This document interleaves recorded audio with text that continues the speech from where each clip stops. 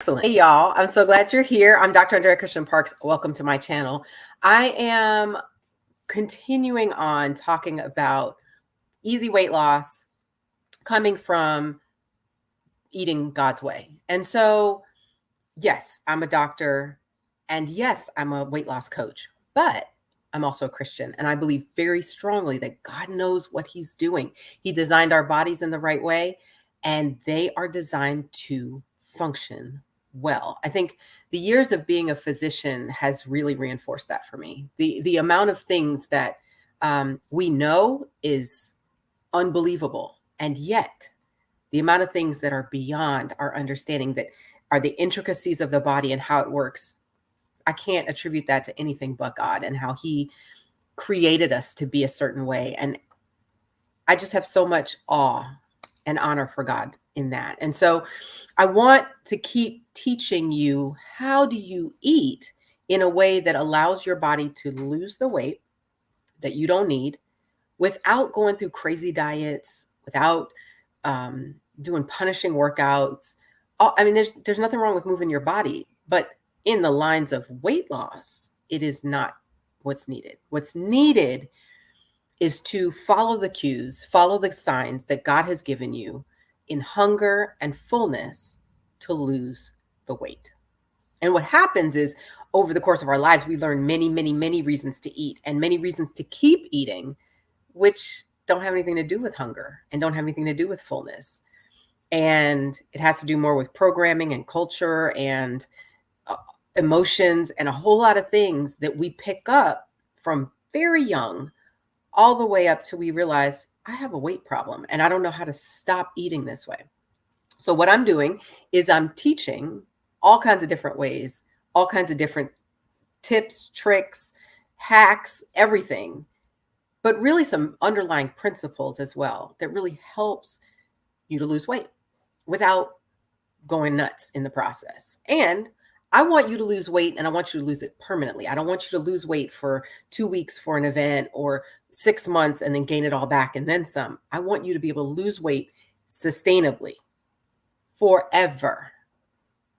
Done. Like, not on and off and on and off a diet. No more of that. I'm sorry, my hair is blowing because it is 90 something, 4 degrees here in Georgia today. And the heat index is like 103. So I have a fan on because it's hot. So sorry about that. So what are we talking about today? Today, we are talking about more on the fullness side of things. I've been talking about hunger, and then I start talking about fullness, and we're still working on fullness. Why are we overeating? Why are we eating till we're stuffed? Why are we eating just more and more and more when we know we're done? Or maybe we're having trouble finding, oh yeah, I'm finished. And then all of a sudden we're like, oh, I'm stuffed. And I don't know why I didn't stop sooner. So I want to tell you about something that my patients, friends, clients, all kinds of folks say this all the time. You've heard other people say it too, but it is a trap. And I want to get your mind aware of it, because you can't change what you're not aware of.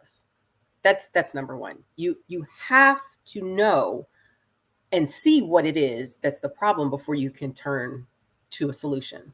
So one of the things is, we've got these underlying thoughts that are just running the show, and we're not even aware that they're happening. They're just ticking along in the background, and they are absolutely dictating how we feel and what we do. So we got to get to the thoughts first. It's a 2 Corinthians 10:5, take every thought captive, make it obedient to Christ. So what is happening in the background? How do we get aware of the thoughts? So I'm going to give you one of them today that trips people up all the time. And they just say it and they don't even realize it's a problem. So what is this thought? People say this as if they're just reporting the facts. This is just the news. This is the way things are. And it's not true. And it doesn't have to be true, even if you think it's true. So what is this thought? People say this all the time. I mean, I just love food. I just love food. Sounds innocent, right? Doesn't sound like it's a problem. I just love food. I mean, food tastes delicious. I enjoy it. And but what you're saying when you say, I just love food, is a couple things. Number one, it is very powerful. What you love is important. And so when you say, I just love food, you're giving a very high position in the ranking of importance of the food in your life. Because, English is not as specific in certain words as it is in other languages. And so we use this word love for all kinds of things. We love our children, we love our spouse, we love our job, we love our vacation, we love food. And it's the same word. And yet, if you really had to rank those things, they wouldn't even be in the same category in your mind, right? So what happens when we say we love food? Well, we make it really important. That's one thing. Also, when we say we love food, it's almost this sense of, and I can't really do anything about it. I mean, it's just like I enjoy the taste so much. I have to eat. I have to eat it all. I have to eat excessively. I have to eat more than I need. I have to eat it because I just enjoy it so much I can't do anything about it. Well, that's not true. But if you had to make a decision, if you had to say, do I really love food or just really enjoy food? You start to get to the truth of the matter. You enjoy food, and that's totally fine. But do you really love it? The other question you want to ask yourself is, how much do you love food? If you really want to hold on to this thought that you love food, how much do you love food? I mean, do you love food so much that it's worth carrying around all the extra weight? Do you love food so much that it's worth being pre-diabetic? Do you love food so much that it's worth taking the medications you have to take to control your blood pressure, when if you lost some weight, you might not need those? See, this is where the questions are starting to come in, because when you say I love food, you actually value other things much more highly than food. You value your family, your health, your mobility. There's a lot of things that you value a whole lot more than food, if you really think about it.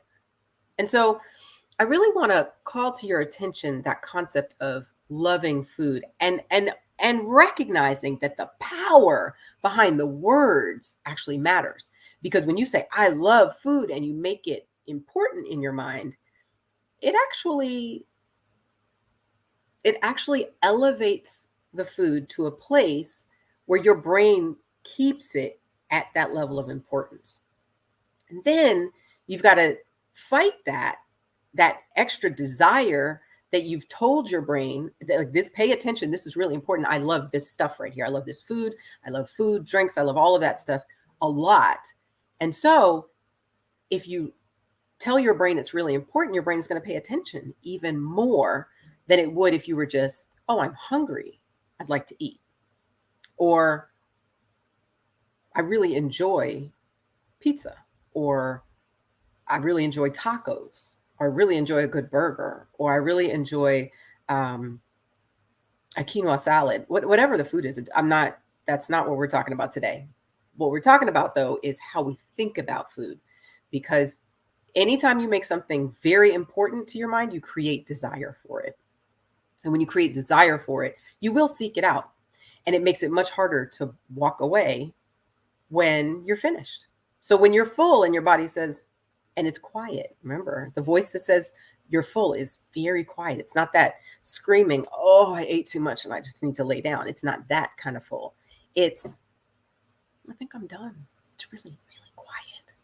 And then that really, really quiet voice can get overridden by the voice that says, but I really love food. And then you can't hear the signal that says you're done.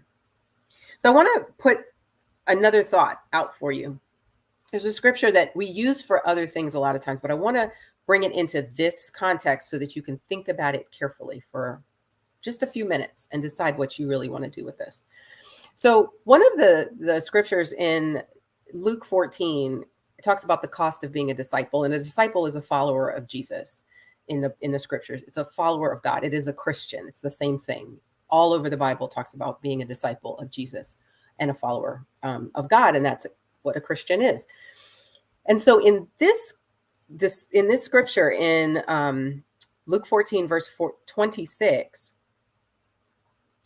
it says, "If anyone comes to me and does not hate his father and mother, his wife and children, his brothers and sisters, yes, even his own life, he cannot be my disciple." Now, why do I bring that up? Because what Jesus is doing in that one little sentence that he says is he's making a difference between if you love Jesus and when you say you love everybody, and some of the most important relationships you have, your spouse, your children, your parents, all those relationships cannot rival your love for Jesus. It's got to be God first.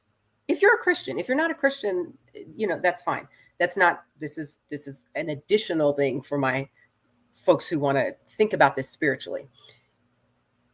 If you have competition between the human relationships in your life and your relationship with God, then you got a problem, because it makes it harder for you to decide to follow God's way when it conflicts with those other relationships.